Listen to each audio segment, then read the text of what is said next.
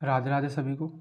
आप सब मीडिया से जुड़े हुए हैं, आपको पता है देश में क्या चल रहा है, दिल्ली में क्या हो रहा है। हमारे टीचर जो इतनी मुश्किल से हमें पढ़ाते हैं, उनके साथ कैसा बर्ताव किया गया है ना? और साथ-साथ जो अभी रिसेंट में एसएससी चेयरमैन के जो इंटरव्यू निकले हैं, उन्होंने किस तरह से रिस्पॉन्स दिया है, क्या सॉल्यूशन निकला है, सब के बारे में आपको जानकारी है। और आपको पता है कि अभी तक कोई भी सॉल्यूशन नहीं निकला है। साथ-साथ जो एग्ज़ाम हो चुके हैं सिलेक्शन पोस्ट में, जो कैंसल हो गए उनकी बात नहीं करेंगे, जो एग्ज़ाम हो चुके हैं उनमें किस तरह के क्वेश्चन पूछे गए हैं ये भी आपको पता है। तो क्वेश्चन से आपको जब आपने रिव्यू देखे होंगे, तो पता चला होगा कि आपने जो भी 1 साल मेहनत करी है, जो भी जिस फ्लो में आपने पढ़ा है, जिस तरीके से आपने प्रिपरेशन करी है, वो सब एसएससी सिलेक्शन पोस्ट ने बेकार कर दी। जिस तरह से पेपर बनाया गया है एकदम रद्दी पेपर, जिसे आप मैं ये बोलूँगा, ठीक है? और सारी समस्याओं को हम इस वीडियो में डिस्कस करेंगे। आगे क्या होने वाला है, सीजीएल पोस्टपोन होगा कि नहीं होगा, है ना? और ये जो अनएक्सपेक्टेड क्वेश्चंस आए हैं, इनसे हम कैसे डील करेंगे। साथ-साथ ये जो प्रोटेस्ट कंटिन्यू रहने वाला है, इसका सॉल्यूशन निकालने के लिए हमें क्या करना पड़ेगा, है ना? क्योंकि सॉल्यूशन तो चाहिए ना।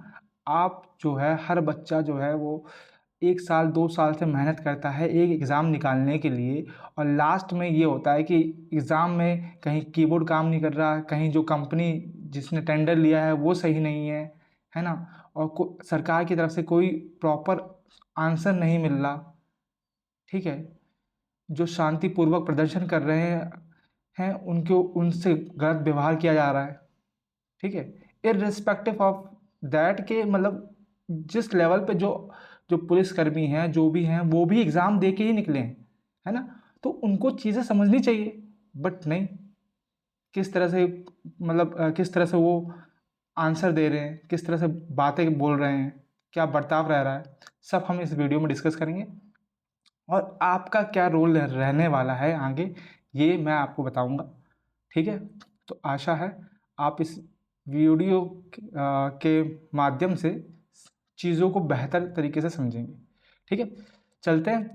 कुछ न्यूज़पेपर ने तो मतलब कि पब्लिश किया है, प्रॉपर्ली दिखाया है ना? जैसे कि ये हिंदू का है, तो इन्होंने प्रॉपर्ली दिखाया है। पर ये भी आप समझो, इस चीज़ को समझो कि आप अगर न्यूज़ देख रहे होगे तो एक भी न्यूज़ ने इसको कवर करने की कोशिश नहीं करी है। टीवी में एक भी न्यूज़ नहीं आया। जो यूट्यूब वगैरह, जो ट्विटर वगैरह, इन सब पे कैंपेन चल रहा है।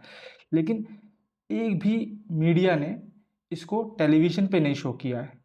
तो इससे आप क्या समझ रहे हैं? इस चीज़ को इस चीज़ को आप मतलब कि मैं कुछ बोलूँगा नहीं, आप बस समझ जाओ इस चीज़ को कि हम किस लेवल पे फँसे हुए हैं, ठीक है? सेम एक और न्यूज़पेपर है द इंडियन एक्सप्रेस, इसने भी अपने न्यूज़पेपर में छापा हुआ है, पूरा बताया हुआ है, ठीक है? अच्छा, दुखद बात ये है कि दिल्ली में इतना बड़ा प्रोटेस्ट हुआ, हाँ? तो क्या जितने भी नेता थे, ऑपोजिशन वगैरह थे, है ना? रूलिंग पार्टी वाले हैं, जो भी हैं, क्या उनको पता नहीं है? क्या कोई एक नेता हमारे टीचर से मिलने नहीं आ सकता था? हैं? कोई भी अधिकारी एक मिलने नहीं आ सकता था? सपोर्ट नहीं दिखा सकता था? बोलना अलग बात है, करके दिखाना अलग बात है, ठीक है? तो वही हुआ है। मैंने एक भी अथॉरिटी को वहाँ पे नहीं देखा, एक भी वीडियो ऐसा नहीं आया जिसमें ये बात की होगी कि फलाना-फलाना ग्रुप का नेता जो है वो टीचर से मिलने आया, उसने सांत्वना दी, ये वो, कुछ भी नहीं देखा। तो क्या उनको पता नहीं है? पता सबको है भाई। पता तो इवन मोदी को भी होगा, है ना? उनको भी पता होगा। तो मतलब क्या हो रहा है? ऐसे तो हर साल वही हो रहा है, हर पेपर लीक हो रहा है, हर पेपर में कुछ ना कुछ दिक्कत हो रही है, ठीक है?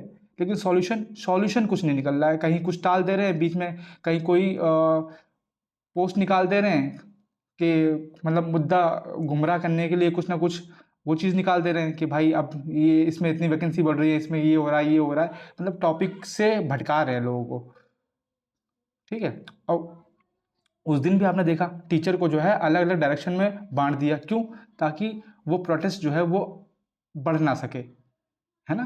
तो ये चीज़ हो रही है। अब ये तो पूरा आपको कहानी पता है क्योंकि आप भी देख रहे हैं, है ना? तो इसमें आपका रोल क्या रहने वाला है, पहले हम इस पे बात कर लेते हैं, फिर हम सिलेक्शन पोस्ट के रिव्यू पे बात करेंगे और फिर हम ये बात करेंगे कि आपको क्या करना है, कैसे पढ़ना है, ठीक है? तो हम आपकी यहाँ पे रोल की बात कर लेते हैं, ठीक है? पहले मैं थोड़ी-सी अपनी बात बता देता हूँ, है ना? जैसे कि आपको पता है कि नॉर्मली कोई भी बच्चा होता है, वो प्रिपरेशन करता है, स्टार्टिंग में तो 12th तक तो वो पेरेंट्स के अंडर रहता है ना?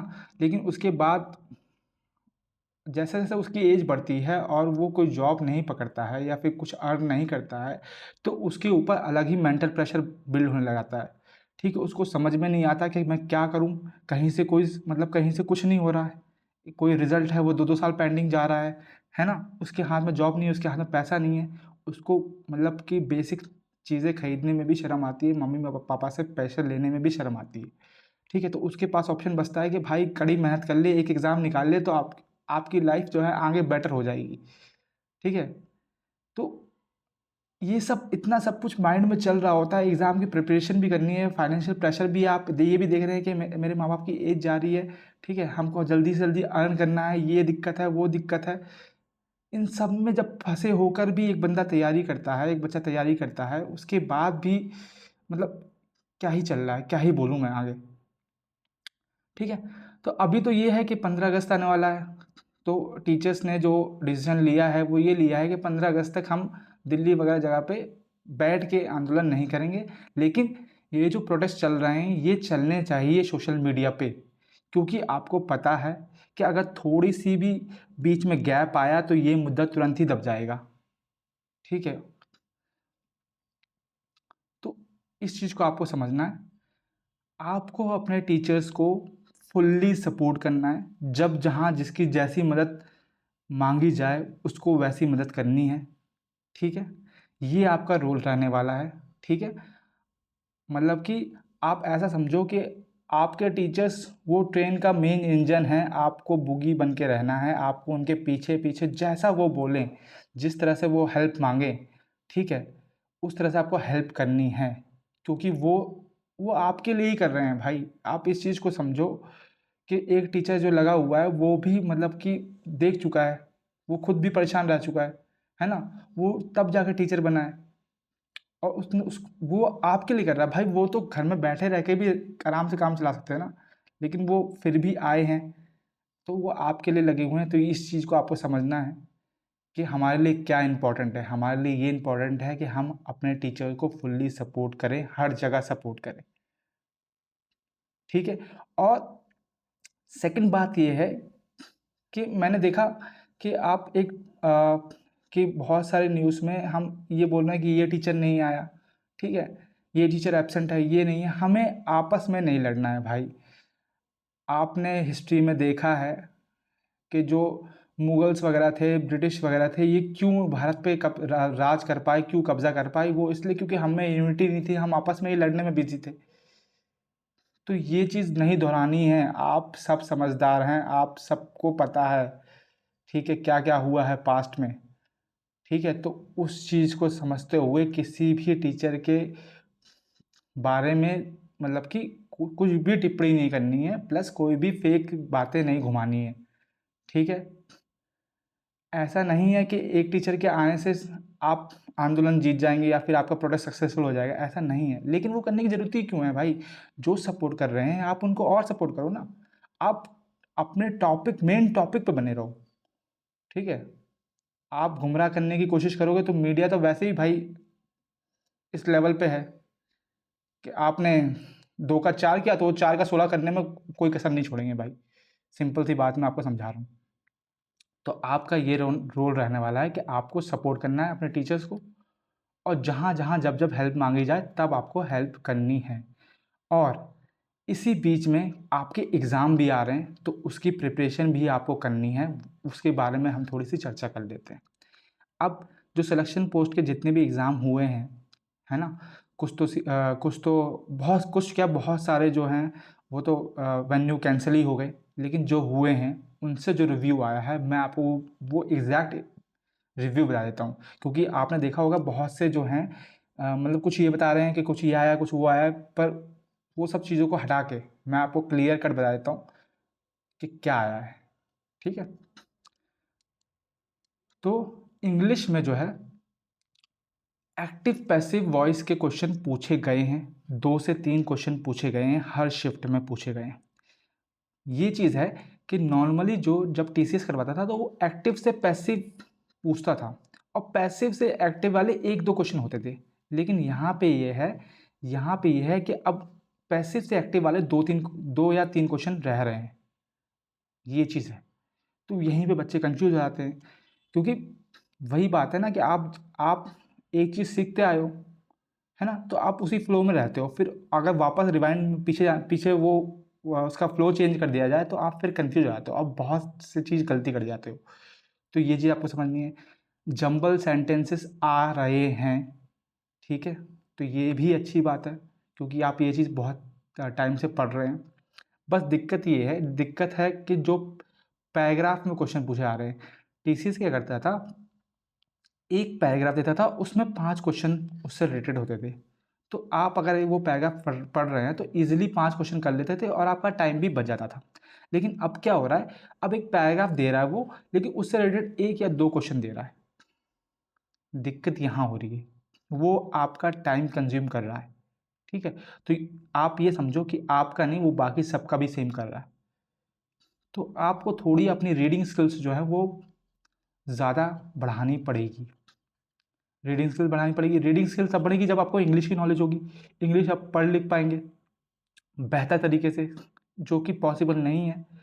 तो मैं आपको सलाह दूंगा, मैं ये नहीं बोलूँगा कि आप न्यूज़पेपर पढ़ो, ठीक है? मैं ये कुछ नहीं बोलने वाला, ठीक है? मुझे पता है, आप देखो, मैं कॉमन सा एग्जांपल देता हूँ। जैसे आप सारे जो हैं क्रिकेट के फैंस होंगे, मैक्सिमम होंगे, ठीक है? तो अभी क्रिकेट का मैच चल रहा है, तो मैक्सिमम लोग जो हैं वो क्रिकेट हिंदी में देखते हैं। तो आप कमेंट्री को इंग्लिश में करके देखिए, उससे आपको बेनिफिट होगा। सेकंड चीज़ क्या है, आप जो है सेशनल मॉक दीजिए। ये जो सेशनल मॉक है, इसका बहुत ज़्यादा रोल रहने वाला है, ये मैं आपको बता दूं। पीवाईक्यू लगाने हैं, ये भी मैं बताऊंगा क्यों, ठीक है? लेकिन आप सेशनल मॉक दीजिए इंग्लिश के, ठीक है? पैराग्राफ वाले ट्राई कीजिए, ठीक है? ज़्यादा टाइम नहीं रहेगा, 15-20 मिनट जाएंगे, तो 1 घंटे में 3 मॉक दे सकते हैं आप। 3 को दीजिए, फिर एनालाइज कीजिए, स्कोर मत देखिए, सिर्फ एनालाइज कीजिए, ठीक है? ये चीज़। चलते हैं आगे, अगले पे देखते हैं रीजनिंग में क्या है भाई, वो सिचुएशनल पूछ रहा है। सिचुएशन कैसे है, सपोज आप एक कंपनी में काम करते हैं, ये आप उसके हैं, या फिर ये एचआर वगैरह हैं, कुछ भी हैं, कोई हेड हैं, आपके अंदर कोई टीम है, फलाना फलाना दिक्कत हो गई, तो आप उसको किस तरह रिजॉल्व करेंगे, इस तरह के क्वेश्चन 3-4 पूछ रहा है वो, ठीक है? तो मतलब क्या है, आप पढ़ो, यहाँ पे भी आपकी रीडिंग स्किल्स के ऊपर है। आप जितनी जल्दी पढ़ लोगे, जितनी जल्दी समझ लोगे, उतना ज़्यादा आप बेटर कर सकते हो। दिक्कत यहाँ पे ये है कि वो 2 ऑप्शंस जो हैं उसके आंसर लगभग सेम रह रहे हैं, 2 ऑप्शंस के। तो आप मतलब कि समझ नहीं पाओगे कि भाई ये सही होगा, ये सही होगा, क्योंकि आपको लगेगा दोनों सही है। दिक्कत यहाँ आ रही है। तो ये तभी सॉल्व होगा जब आप प्रैक्टिस से करेंगे। ऐसा नहीं है कि सिचुएशनल क्वेश्चन आते नहीं हैं, ठीक है? पहले नहीं आते थे, मैं ये बोल रहा हूँ इस एसएससी में नहीं आते थे, लेकिन बाकी एग्ज़ाम जो हैं उनमें पूछे जाते हैं। तो सिचुएशनल सेक्शनल भी आपको मॉक मिल जाएंगे, अगर आप ढूंढेंगे तो। नहीं मिलेंगे तो मैं आपको लास्ट में, मतलब कि कुछ कुछ टाइम बाद एक वीडियो निकाल दूंगा जिसमें सिचुएशनल क्वेश्चंस के हम डिस्कशन कर लेंगे, ठीक है? सेकंड जो है वो मॉड रिलेटेड क्वेश्चन आ रहे हैं। अब बहुत से बच्चों को यही नहीं पता कि मॉड क्या होता है ना? जैसे उसने दे दिया कि 2+3 मॉड बताओ 4 का, इस तरह के क्वेश्चन दे दिए। तो बच्चों को यही नहीं पता मॉड क्या है ना? क्योंकि हमने वो चीज़ देखी ही नहीं है। हम एक फ्लो में पढ़ते रहे, मुझे इतना पता है कि मैक्सिमम बच्चों को नहीं पता होगा। तो मॉड का मतलब है रिमाइंडर, इस तरह के क्वेश्चन है कि मतलब 5 को अगर 4 से डिवाइड करें तो रिमाइंडर क्या आएगा, वो इसका आंसर होगा। तो इस तरह के क्वेश्चन पूछ रहा है। सेकंड जो चीज़ है रीजनिंग में, भाई वो लेंथी क्वेश्चन पूछ रहा है। आप क्वेश्चन ही पढ़ते रह जाओगे, फिर आप पहुँच पाओगे कि क्या भाई क्या पूछा क्या है एक्चुअल में। इस तरह के क्वेश्चन आ रहे हैं, ठीक है? तो मतलब कि उसने बेसिकली आपका टाइम बढ़ा दिया है, ठीक है? जिसने भी पेपर बनाया है, जिसने भी ऑर्गेनाइजेशन ने पेपर बनाया है, उसने आपका टाइम बढ़ा दिया कि आप कितने फास्ट हो, कितनी जल्दी पढ़ पा रहे हो। ठीक है, भले ही आंसर सिंपल हो, भले ही क्वेश्चन सिंपल हो, लेकिन उसने टाइम बढ़ा दिया। तो क्या हमने इस तरह के क्वेश्चन देखे नहीं है? देखे हैं, हमने मैथ्स में देखे नहीं है कि बहुत लंबा क्वेश्चन होता है, लेकिन उसका जब हम एक बार पढ़ लेते हैं उसको, तो हम पता था यार ये तो ये पूछा था, बाकी सब तो जरूरी नहीं था। तो क्या है, आपकी स्पीड देख रहा है, तो ये चीज़ अभी आपको समझनी है। तीसरी चीज़, मैथ्स में जो क्वेश्चन है वो टोटली उसने चेंज कर दिए हैं। प्रिज्म से पूछ रहा है, वो पिरामिड से पूछ रहा है, पर वो फॉर्मूला बेस्ड पूछ रहा है। यहाँ पर आपको समझना है, उसने आपकी कैलकुलेशन बढ़ा दी। ठीक है, तो इनको कैसे करना है? सेकंड चीज़, प्रोबेबिलिटी और स्टैटिक्स के क्वेश्चन पूछ रहा है। स्टैटिक्स के भी क्वेश्चन फॉर्मूला बेस्ड ही हैं, है ना। मीन मोड वगैरह जो है फॉर्मूला बेस्ड क्वेश्चन वो नॉर्मली पूछ रहा है। और साथ साथ उसने लीनियर इक्वेशन के क्वेश्चन भी बढ़ा दिए। लीनियर इक्वेशन में वो स्लोप से पूछ रहा है, इक्वेशन से पूछ रहा है, कौन सी दोनों आपस में पैरेलल होंगी, कौन सा इंटरसेक्टिंग है ना, वो सब। तो ये तो मैंने अभी पी वाई क्यू सीरीज चल रही है मेरी, जिसको मैं डालता रह रहा हूँ मैं खुद सॉल्व करते हुए, तो उसमें मैंने बताया है कि किस तरह से लीनियर इक्वेशन के क्वेश्चन सॉल्व करने हैं। तो अगर आपके पास थोड़ा सा भी टाइम हो तो आप फास्ट एंड फॉरवर्ड करके वो सीरीज़ देख लीजिए, तो आपको हेल्प हो जाएगी। ठीक है, तो आपने ये क्या देखा है इसमें, ये देखो आप कि उसने शेप्स चेंज कर दिए। नॉर्मल जो टीसीएस था वो सिलेंडर, कोन, इन सब के अराउंड क्वेश्चन फॉर्म करता था और रेगुलर तरीके से फॉर्म करता था। इसका ये पहला पेपर है, तो अभी हम ये जज नहीं कर सकते कि आगे फ्यूचर में ये क्या यही पैटर्न रहेगा कि नहीं रहेगा, है ना। और अभी ये भी नहीं पता कि क्या ये मतलब कि कुछ रिजॉल्व होगा कि नहीं होगा, एडिक्विटी ही आगे करवाएगी कि नहीं करवाएगी, ये नहीं पता। लेकिन अभी जो रिव्यू आए हैं उसके हिसाब से वो इन तरह के क्वेश्चन पूछ रहा है वो, तो इस पे आपको ध्यान देना है। ठीक है, और वहीं जीएस की बात करें तो जीएस उसने स्टेटमेंट वाइज कर दिया है। जैसे सीडीएस वगैरह में, या से आपने एसएससी सीजीएल सेकंड पेपर जो दिया होगा, ठीक है, तो उसमें भी स्टेटमेंट वाइज क्वेश्चन रहते हैं। तो उसी तरह के जीएस में भी क्वेश्चन वो पूछ रहा है। साथ साथ वो जीएस में स्कीम्स डाल रहा है। मेन बात ये है, स्कीम्स डाल रहा है, और स्कीम्स का कोई ये नहीं है कि वो 1-2 साल पुरानी हो, कहो 2023 की डाल दे, कहो 2021 की डाल दे, है ना। तो कोई अभी पैटर्न देखने को नहीं मिला है इसमें। बाकी आपको पता है, जो जीएस में जो स्टैटिक पोर्शन है वो तो स्टैटिक रहने वाला है, उसमें तो कुछ चेंजेस नहीं है। करंट अफेयर तो हम पढ़ते ही हैं, है ना। ये दो चीज़ तो हम कवर करते ही हैं। बस दिक्कत ये है कि उसने स्टेटमेंट डाल दी है कि 3 में से, मतलब कि उसने 4 ऑप्शन दे दिए, ए बी सी डी। ठीक है, तो अब कौन सा सही है, कि पहली दूसरी स्टेटमेंट सही है, कि पहली स्टेटमेंट सही है, कि पहली दूसरी तीसरी सही है, कि सेकंड और थर्ड सही है, कौन सी स्टेटमेंट सही है, इस तरह के क्वेश्चन उसने डाल दिए। ठीक है, अब आपको इन सब का कैसे सॉल्व करना है, पहले हम ये बात कर लेते हैं कि इन सब को कैसे सॉल्व करना है, फिर हम सीजीएल की बात कर लेते हैं। ठीक है, तो हमको बताता हूँ अब आपको करना क्या है। अब आपको सबसे बेस्ट तरीका है, क्या आपको पीवाईक्यू लगाने हैं? जी हाँ, आपको पीवाईक्यू लगाने हैं। पीवाईक्यू अभी भी लगा रहे तो अभी भी लगाते रहिए। फ़र्क इतना है कि अब आप सेशनल पीवाईक्यू लगाइए। ठीक है, आप इंग्लिश पकड़िए। ठीक है, उसमें रीडिंग एंड कॉम्प्रिहेंशन वाले क्वेश्चन कीजिए। ठीक है, जम्बल्ड वाले कीजिए। एक्टिव एंड पैसिव को स्ट्रॉन्ग कर लीजिए। ठीक है, एक्टिव एंड पैसिव इतनी हार्ड नहीं है। पैसिव एंड एक्टिव को भी देख लीजिए थोड़ा सा, उसको भी देख लीजिए। सेकंड चीज़ जो है, जीएस के लिए मैं आपको बोल रहा हूँ कि आप जो है सीजीएल टायर 2 के जो पेपर होते थे उनके सेशनल मॉक दीजिए, वो स्टेटमेंट वाइज हैं। ठीक है, तो उनके सेशनल मॉक दीजिए, या फिर सीडीएस वगैरह में जो पूछे जाते हैं, सीडीएस का लेवल तो थोड़ा हाई होता है, लेकिन आप मतलब ट्राई कीजिए, जैसे 2-3 दिन में एक मॉक दे दीजिए। ठीक है, उससे क्या होगा, उससे आपको पता चलेगा कि स्टेटमेंट किस तरह की आती है और क्या स्टेटमेंट में गलती होती है, क्योंकि स्टेटमेंट में भी गलती पहचानना भी एक कला है ना। आपको बस एक पॉइंट पकड़ना है कि ये स्टेटमेंट गलत है, उससे रिलेटेड आपको सारे एलिमिनेशन के थ्रू आप सॉल्व कर सकते हैं। ये चीज़ देखनी है। मैथ्स में आप जैसा करते आ रहे हैं वैसा करते रहिए, लेकिन मैथ्स में भी आप सेशनल मॉक ही लगाइए। ठीक है, फुल मॉक, अब फुल मॉक देखो आपका टाइम तो जो है वो आपने अब तक मॉक वगैरह दिए होंगे काफ़ी सारे, तो आपको पता है कि आप इतने टाइम में इतना कर सकते हैं, है ना? तो आपकी काबिलियत पे शक नहीं है, लेकिन अब ये है कि अब वो टाइम कंज्यूमिंग वाला है। तो आप कोशिश कीजिए सेशनल मॉक दीजिए, सेशनल मॉक को उस टाइम पीरियड के अंदर ख़त्म करने की कोशिश कीजिए। अगर जैसे सपोज़ आप हर बार जो है अपना टाइम कम करते जाइए कि ये सेशनल मॉक जो है मैं 20 मिनट में कर दूँगा, अगला वाला मैं 18 मिनट में कर दूँगा और 18 मिनट पे स्टॉप हो जाइए। फिर देखिए कि आप एनालाइज़ कीजिए कि आपने किस तरह सॉल्व किया है, ठीक है? स्टैटिक और करंट जीएस तो वही रहने वाली है, तो वो तो आप लगाते रहिए, ठीक है? ये नहीं कि आपको मतलब कि सिर्फ़ स्टेटमेंट में ही घुस जाना, बाकी कुछ देखना नहीं है। भाई जीएस तो वही रहने वाली है। अब मैं आपको यही बोलूँगा कि आपने अब तक जितना भी पढ़ा है उसको रिवाइज़ करते रहिए, ठीक है? जो एक्स्ट्रा टॉपिक्स हैं, प्रोबेबिलिटी है या फिर स्टैटिक्स है, या इनका जो आपके फ़ेवरेट सर हैं जिनसे आप पढ़ते हैं, ठीक है? उनका वो वीडियो देख लीजिए। और जो प्रिज़्म वगैरह हैं, इनके तो सिर्फ़ फ़ॉर्मूला बेस्ड आ रहे हैं मेंसुरेशन में, तो आप इनके फ़ॉर्मूले को ध्यान रखिए। फ़ॉर्मूले देखो, आप रट लोगे तो वहाँ जाके भूल भी सकते हो।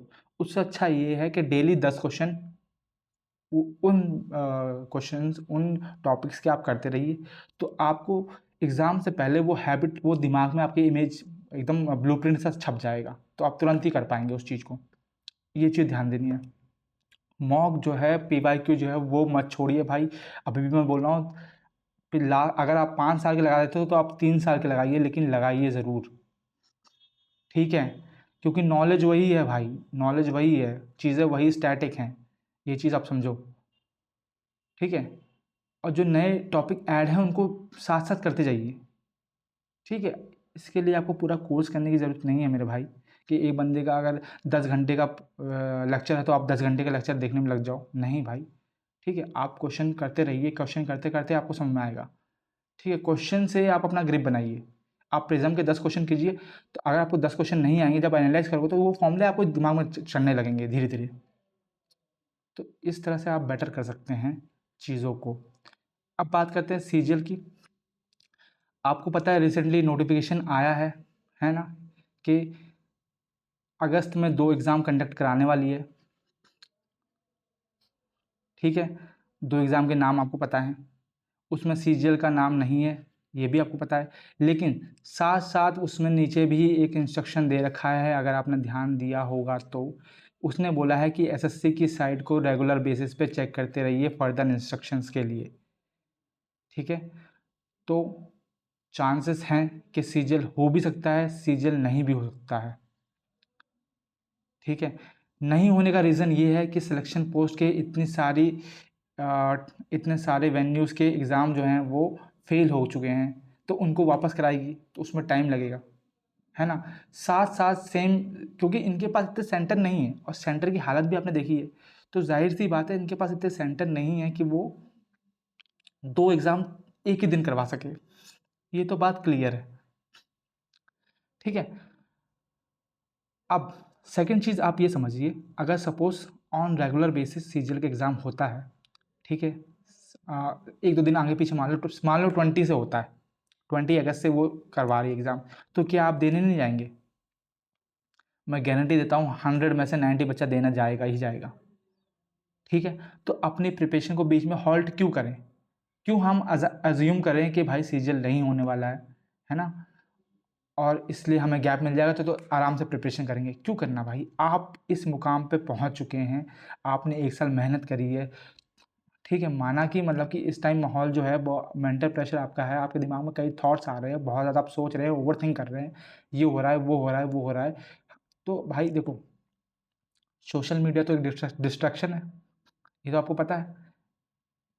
कई लोगों का 1-1 साल खा जाती है सोशल मीडिया, तो उससे बढ़िया क्या है, आप मैं मानता हूँ कि आप वैल्यूएबल इन्फॉर्मेशन भी है उसके ऊपर, तो आप कुछ टाइम के लिए एक स्पेसिफिक टाइम कर लो कि मैं इस 1 घंटे में बस सोशल मीडिया देखूँगा, 1 घंटे बाद मैं मोबाइल रख दूँगा, डू नॉट डिस्टर्ब पे करके या स्विच ऑफ करके या एयरप्लेन मोड करके, फ्लाइट मोड करके, कैसे भी रख दूँगा और फिर मैं अपने उस पे फ़ोकस करूँगा। तो भाई आपने जो रिदम बनाया है 1 साल में उसको तोड़ना नहीं है, उसको गैप आ गया तो फिर आप ज़ीरो पे पहुँच जाएँगे, फिर आपको ज़ीरो पे शुरू करना पड़ता है, ये सबको पता है, ठीक है? तो मेहनत करते रहिए, मेरी आपसे यही सलाह है और जब आपकी से हेल्प मांगी जाए तब आप तैयार रहिए हेल्प करने के लिए, क्योंकि ये जो प्रोटेस्ट हैं ये आपके लिए ही हो रहे हैं, ये हमारे लिए ही हो रहे हैं। ठीक है, अभी हम कुछ चेंज लाएंगे। अगर बहुत से बच्चे ये सोच रहे होंगे कि भाई जिन्होंने मतलब कि जो बोल रहे हैं कि हम एक दो, अभी हमारी एज नहीं हुई है, हम 1-2 साल बाद एसएससी एग्ज़ाम देंगे तो हमें क्या फ़र्क पड़ता है। भाई फ़र्क नहीं पड़ता तो पढ़ना चाहिए। अभी ये हाल है, फ्यूचर में इससे बुरा हाल भी हो सकता है। ठीक है, worst outcome is yet to come, तो कुछ भी हो सकता है। तो आपको बस अपने टीचर्स को सपोर्ट करने के लिए ही तो बोला जा रहा है, तो वो चीज़ आप करिए। ठीक है, और पढ़ते रहिए और सेशनल मॉक देते रहिए। मैं अभी भी आपको फिर लास्ट में वही बोल देता हूँ, सेशनल मॉक देते रहिए। ठीक है, कोशिश कीजिए जो टॉपिक्स में आप कमज़ोर हैं उसके सेशनल मॉक दीजिए। फुल मॉक ऐसा करिए आप कि जैसे 7 दिन है, 7 दिन में से 3-4 दिन फुल मॉक लगा लीजिए, कोई दिक्कत नहीं है। ठीक है, लेकिन सेशनल मॉक दीजिए और पीवाईक्यू भी पिछले 3 साल के सॉल्व करते रहिए। ठीक है, ऐसा कुछ नहीं है कि भाई एसएससी सिलेक्शन पोस्ट में ये पूछ लिया तो सीजीएल में भी यही पूछेगा, कुछ पता नहीं है। आपने पता है ना कैसे आंसर दिया उस एसएससी के चेयरमैन ने, कि भाई एक दिन पहले जो पेपर आया था उसका 70% अगले दिन आया, तो उसने बोला कि इस बच्चों को सरप्राइज़ करने के लिए। तो भाई ये भी हो सकता है, हैं? वो सोचा कि भाई अब हमने तो एकदम पैटर्न ही चेंज कर दिया। बच्चे तो भरोसा ही नहीं करेंगे कि भाई टीसीएस का पैटर्न हम वापस फॉलो कर रहे हैं, तो एसएससी सीजीएल में क्या पता वही पैटर्न डाल दे। ठीक है, तो इसलिए बोल रहा हूँ भाई, सब चीज़ें अनएक्सपेक्टेड हैं, लेकिन आपके हाथ में क्या कंट्रोलेबल्स हैं, आप ये चीज़ समझो। पेपर आप डिसाइड नहीं कर सकते, ये तो अनकंट्रोलेबल है। ठीक है, बाकी कुछ चीज़ें डिसाइड नहीं कर सकते, आप बस अपनी मेहनत को डिसाइड कर सकते हो। तो अपनी मेहनत को जो है एक डायरेक्शन में रखिए। ठीक है, पीवाईक्यू लगाते रहिए। ठीक है, बहुत से बंदों का ये मतलब मन उठ गया होगा कि भाई आप पीवाईक्यू लगाने का फ़ायदा ही क्या है, उस टीचर से पढ़ने का फ़ायदा ही क्या है, उसका तो कोई भी एसएससी सिलेक्शन पोस्ट में एक भी क्वेश्चन नहीं फंसा। ऐसा ज़रूरी नहीं है भाई, पढ़ते रहिए। ठीक है, और मैं आपको सिंपल सी बात बताऊँ, जितना आपने कवर कर लिया है एक्स्ट्रा जाने की ज़रूरत नहीं है, उसी को रिवाइज़ करते रहिए, उसी को रिवाइज़ करते रहिए, बार-बार करते रहिए। अपने जो किले हैं उसको और मजबूत कर दीजिए। समझ रहे हो?